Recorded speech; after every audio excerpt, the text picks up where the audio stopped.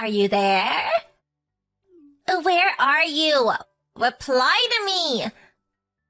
Oh, Stephanie. Long time no see. Never mind long time no see. What do you think you're doing turning down my wedding invitation? You mean you're not coming? Huh? I invited you to my lavish wedding because I felt bad for you being a pitiful reject with no friends. And you had the nerve to send it back with the not attending box ticked? What the hell do you think you're doing? I'm busy that day. It's my wedding day, for heaven's sake. You should be dropping all your plans and rushing at the chance to give me and my fiancé your blessing. Isn't that what best friends are for? Best friends? Who? Me and you, obviously. Did you forget all about how close we were in college?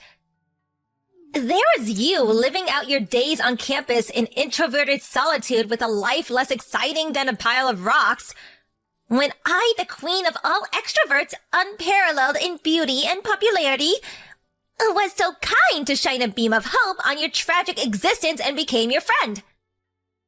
You mean you just wanted me to hang out with you to make yourself look better? That hardly qualifies us as best friends. If anything, it just makes you a selfish narcissist. Anyway, Taylor is my best friend. Huh? Taylor? You mean that filthy peasant with no parents who's so poor she couldn't even afford to buy lunch? That Taylor? I'd prefer if you didn't talk about my friend that way. Isn't it the truth, though, lol? Anyway, enough of that. Let's get to business. I want to give you the maid of honor speech at my wedding. What? Plus, you can sing and play piano, right? I heard you were pretty good. I want you to perform for everyone after your speech. No, I made it very clear when I returned the invitation that I won't be attending. My schedule's full up. Well, you should make room in it to attend your best friend's wedding. Besides, why would you send me the invitation with less than a month to go until the ceremony? Even if I wanted to go, it'd be impossible on the timescale. Well, make it possible then. No, it's impossible because I have important business on that day I absolutely cannot get out of. What? You mean there's something more important than my wedding? That's exactly what I mean. Go on then, what is it? My boss's wedding. Seriously? You'd miss your best friend's wedding to go to some random guy from work's wedding instead? He's my boss, not some rando. And actually, he's a great guy who's always been there for me. I think it makes perfect sense to prioritize him over you. Are you saying I wasn't there for you back in college? You probably wouldn't have even made it through without me. The only thing I remember are your weird attempts to one-up me and put me down in front of everyone. No. Anyway, I can't help but feel that the only reason you sent me an invitation is because everyone else declined you. So you sent me one in an attempt to bolster the number, so that people who do attend don't realize everyone actually hates you. Sound accurate? It's not like that at all. I hit the bullseye, didn't I? I mean, come on, really? Best friends? Don't make me laugh. I'm done with this conversation. Good luck with your wedding. I'm sorry to contact you out of the blue like this. Am I right in thinking this is Alice's number? Maybe it is, but who's this? It's a pleasure to meet you. My name's Richard Bigglesworth. I'm your best friend Stephanie's fiancé. I apologize again for contacting you so suddenly, but I found your number on Steph's phone. I see. So, what could Stephanie's fiancé possibly want with me? I'll just come straight out with it. Why don't you attend our wedding? Huh? Surely you should be there to give your best friend your blessing on the most important day of her life. She broke down in tears. She invited you because she wanted her closest friend to be there on the happiest day of her life. It's a day that only comes around once, you know. but she said you suddenly returned the invite with not attending checked. I see. Like I told Stephanie, I have an urgent engagement on that day, so I can't come. Yes, and I'm telling you that the way you've gone about this is just wrong. You've been downright inconsiderate and disrespectful, I tell you.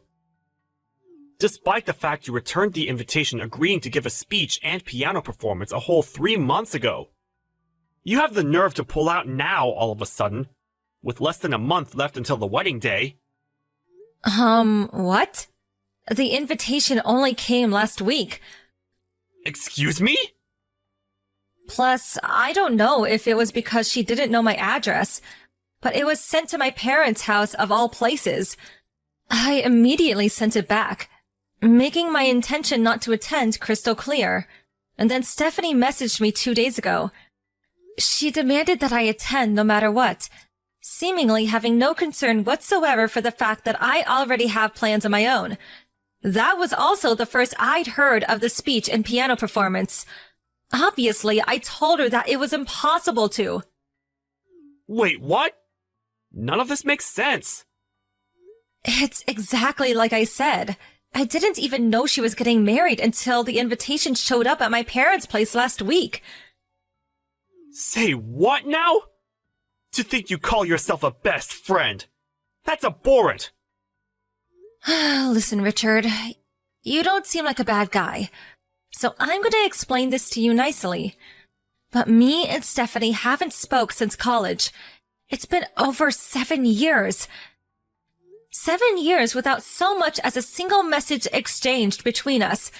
I haven't seen from her, heard from her, or even about her in all that time.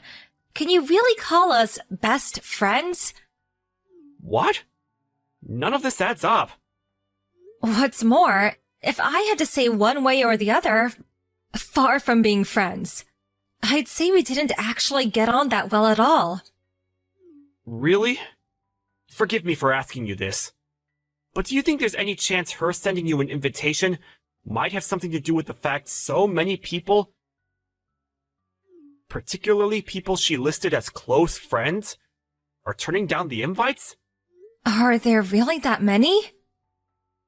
About 90% of the invites she sent were declined. 90%? Jeez. Does that mean while being fully aware of the situation, you messaged me without harboring a single doubt as to why no one wants to associate with her? You were listed number 1 as her closest friend, but she did say there was a chance you may have betrayed her. Betrayed her? How?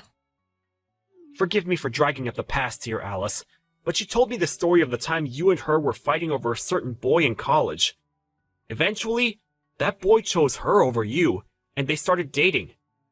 She explained how the two of you made peace a few days later, but she did say there was a hostile atmosphere for a little while because you were jealous. I did think that you holding a grudge against her for what happened back then made sense as a potential explanation for you not coming to the wedding. If you want to hear my side of the story, it sounds like she's playing fast and loose with the facts of what actually happened to suit her ends and manipulate you.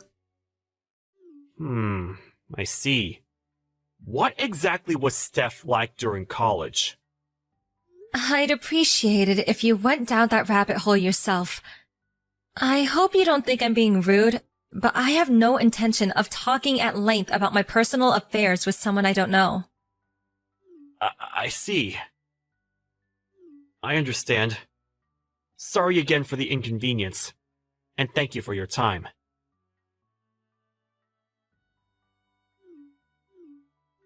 Alice, you scheming witch! What the hell did you say to him? What do you want? My fiancé broke off the engagement. You're behind this somehow. I know it. What did you do? I see. Well, I wouldn't exactly go as far as saying I did something. Why did he dump me then? Explain now! Your name was mentioned, Alice. I know you were involved. Don't think you're getting away with this. Listen, Steph. Richard's the one who contacted me. What? Why? He messaged me out of the blue and started giving me a hard time about not being able to attend the wedding. All I did was explain my reasons why. I also set him straight on the facts that me and you aren't best friends, or even regular friends, or acquaintances, and that in fact I've never liked you. After that, I politely requested he did his own research and leave me alone. What have you done? This is awful! Do you have any idea how much damage you've caused? You could have told a couple of white lies for me. What would have been the harm? Aren't we friends? No. Do you have any idea how many people you made cry in my immediate surroundings back then? What? As far as I know, and I suspect there are probably more, firstly, there's my best friend Taylor, my little sister, 2 of my classmates from college, plus 1 freshman and 1 senior, and finally me. That makes a grand total of 7. Every single one of us had our boyfriends stolen by you. When you were on a particularly rotten streak, you had 2 or 3 guys on the go simultaneously. Not only that, you strutted around campus with your head held high, boasting of your accomplishments to anyone who'd listen, and relentlessly mocking your victims. What was your favorite line again? Oh yeah, this is just how life is when you're as beautiful as me. The fact that you've just had your engagement broken off 7 years later suggests to me that you probably haven't changed your ways since becoming an adult and entering society. It's not my fault guys want me. If anything, it's their fault for not leaving me alone. Were you born completely devoid of reason? What? I remember how you used to strut around flirting with other guys even when you knew they have girlfriends. Or how you'd welcome the advances of other guys even when you already had a boyfriend or boyfriends.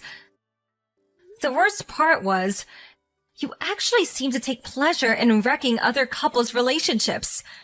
You seem to be lacking the bare minimum of reason required to exist in human society, Stephanie. Don't be so mean. I'm gonna go out on a limb and guess that you totally deserve to get dumped by your fiancé and have the engagement broken off on this occasion.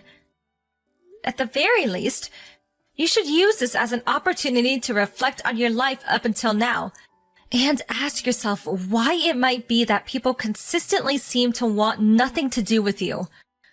Goodbye. Richard messaged me again a couple of days later, apologizing profusely for the hassle his ex-fiancée had caused me. Our messages made him suspect her, and as well as keeping a close eye on her day-to-day movements, he conducted a thorough background check. When he did, he stumbled on an intricate web of lies involving several affairs, some of which he's still in the process of exposing. As things stand, his investigations have unearthed a whopping 3 secret lovers. On top of breaking the engagement, he not only took Stephanie to court for compensation, but all 3 of her lovers too. Obviously, the compensation also included the cost of the now cancelled wedding ceremony and honeymoon.